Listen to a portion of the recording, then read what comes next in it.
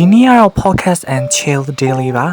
ဆိုတော့ podcast ဖွင့်ပြီး chill ပါတယ်ပြီးတော့စာဖတ်ပါတယ်ဒီစာအုပ်လေးဖတ်လာတာဒီနေ့ဆိုရင်နောက်ဆုံး chapter လေးရောက်ရှိခဲ့ပါပြီဒီစာအုပ်လေးကအနှစ်သာရရှိပြီးတော့စာဖတ်သူတွေကို inspire ဖြစ်စေတဲ့အတွက်လက်ရာကောင်းလေးတစ်ခုလို့ပြောရပါမယ်ဆိုတော့ဖတ်ကြည့်ဖို့ recommend ပေးပါတယ်နေ့လည်တရေသမော APR နဲ့ YouTube အတူရနဲ့ပတ်သက်တဲ့ဗီဒီယိုတွေကိုနိုင်ဝက်လောက်ကြည့်ပါတယ်ဒီနေ့တော့ YouTube လေ့လာထားတဲ့ dual character လေးတွေကို reference ယူပြီးတော့ဆွဲသွားပါမယ်ဒါလီကတော့ eraser pencil လို့ခေါ်ပါတယ်ဒီ theory ဖြတ်တဲ့အခါမှာသုံးပါတယ်ဒါလီကတော့ electric eraser လို့ခေါ်ပါတယ်ရှားခါတိုင်းပုံဆွဲလို့ဒီ theory ဖြတ်တဲ့အခါရိုးရိုး eraser pencil ပဲသုံးလို့ရှိပါတယ်ဒီနေ့တော့ဝယ်ထားရကြပြီဖြစ်တဲ့ electric eraser လေးကိုစမ်းပြီးတော့သုံးကြည့်ပါမယ်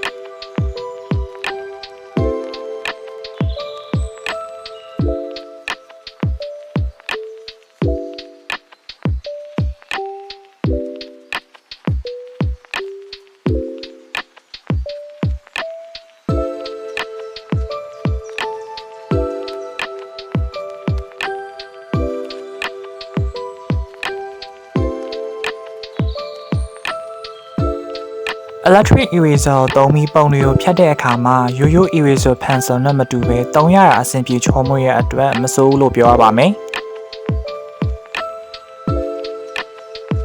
ဒီနေ့တော့အချိန်2နိုင်စွန်းစွန်းကလေးမှာပဲရေးလို့ပြီးသွားပါပြီဒါလေးကတော့ result လေးပါ